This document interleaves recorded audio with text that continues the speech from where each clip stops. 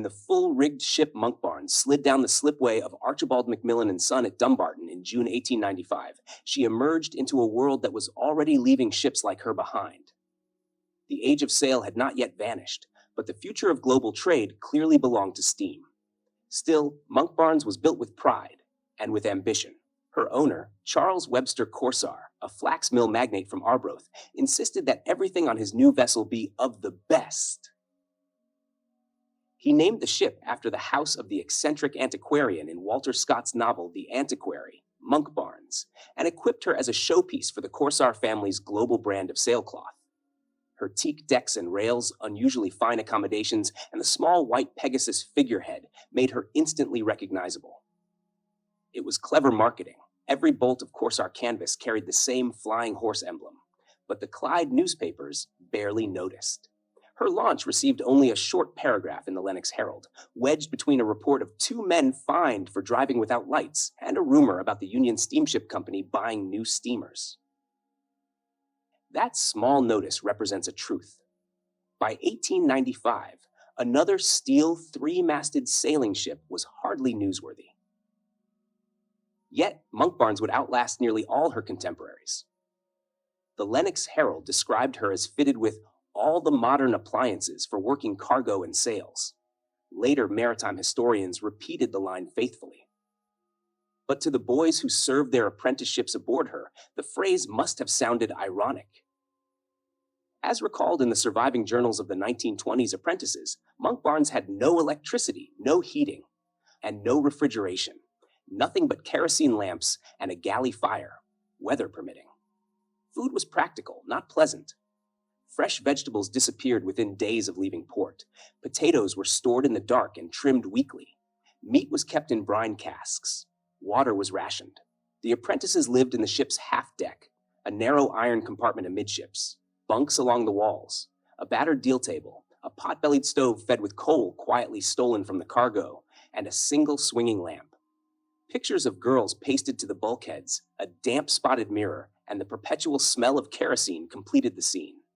Laundry was done in salt water, and bed bugs inevitably forced the boys to heave their straw mattresses, donkeys' breakfasts, overboard within weeks. These boys, indentured for 4 years largely unpaid, formed up to half the crew. By 1919, the deckhouse had been enlarged to hold a dozen of them. The sail training demand from steamship companies kept sailors like Monkbarns economically viable long after steam had taken the short-haul trades. For Monkbarns, the main livelihood became the nitrate trade between Europe and Chile. Unlike the great steel barks of Lies or Bordes, she did not have steam winches. Until the mid-1920s, she possessed no donkey engine at all. This meant that cargo handling was done by hand. In the Chilean anchorages, the apprentices shoveled coal out of her holds basket by basket, breathing black dust until it caked in their skin. Then, once emptied, the holds were swept for the return cargo. 34,000 sacks of nitrate, 200 pounds each, lifted aboard one by one in the rolling swell. In heavy anchorages like Caleta Buena or Iquique, the evaporating nitrate could kill rats, woodlice, and even ship's cats. Compared with the sleek four-masters Pamir, Passat, or Prewall, Monkbarns was undeniably old-fashioned. Apprentice Eugene Bainbridge wrote in 1924 of visiting Prewall in Iquique and finding her the antithesis of Monkbarns, spotlessly clean, fitted with motorized brace winches, modern halyard gear, and polished accommodations. On Monkbarns, meanwhile, gear was worn, bunks were cramped, and decks were often awash in bad weather. Yet despite the inequality, both ships waited at the same anchorages for charters, for weeks or months, victims of the volatile nitrate market. Over her 32 active trading years, Monkbarns passed through several owners, Corsar and Sons, then John Hardy and Sons of Glasgow, John Stewart & Co. of Liverpool, James A. Young of London, and by the 1920s, L.H. Wilson. Her voyages carried cargoes to Australia, South Africa, South America, London, Liverpool, Sydney, New York, and beyond. But there were darker moments too. In 1918, during a wartime voyage around Cape Horn, 5 seamen were court-martialed aboard the auxiliary cruiser HMS Armadale Castle in Rio de Janeiro Bay. They had combined to disobey, a legal phrase covering mutiny, and were sentenced to 12 weeks imprisonment. They were eventually landed in the UK under guard. Contemporary accounts described it as the last mutiny aboard a British sailing vessel. Monkbarns' final commercial voyage under sail began early in 1926 with a cargo of guano salvaged from the wrecked bark Queen of Scots. After departure from Chile, the apprentices spent days wheeling the filthy cargo along the deck to trim the ship, work the able seamen refused to do. What followed was a punishing 170-day passage. Captain William Davies died at sea, likely from stomach cancer. The ship diverted into Rio.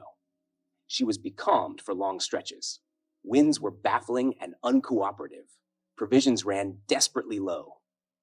When Monkbarns finally anchored off Gravesend in the Thames, the apprentices gazed in amazement at the modern shipping traffic passing continuously, large steamers crowding a river where no full-rigged ship had arrived in 8 years.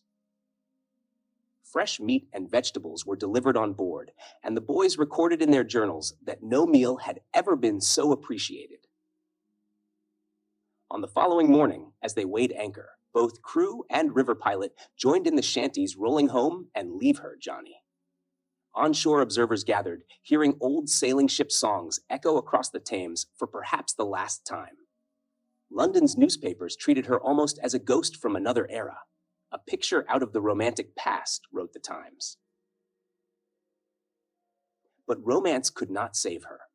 After delivering one final cargo, Welsh coal to Norwegian whalers at Corcubion, Spain, in 1927, Monkbarns' sailing career ended. She became a stationary coal hulk, her masts cut down, cabins stripped, serving steamers well into the 1950s. The last known sighting came in 1954, when a young apprentice on the barren Ellebank recognized the weather-beaten stern letters, Monkbarns.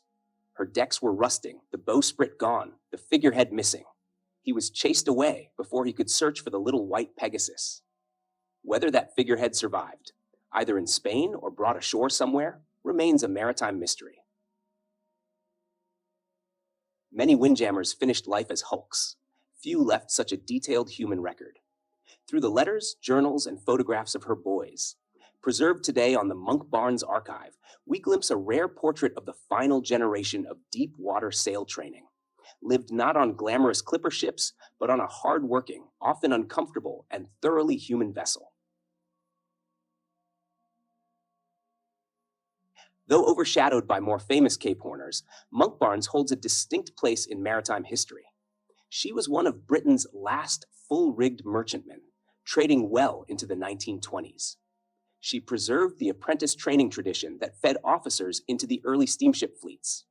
She witnessed the last recorded mutiny on a British sailing ship. And in her final years, she became a living relic, an object of fascination for journalists and river spectators who sensed they were watching the twilight of an age. Her story is not one of speed records or spectacular voyages, but of endurance, of a ship built slightly too late for her world, yet strong enough and lucky enough to keep sailing long after others had gone to scrap.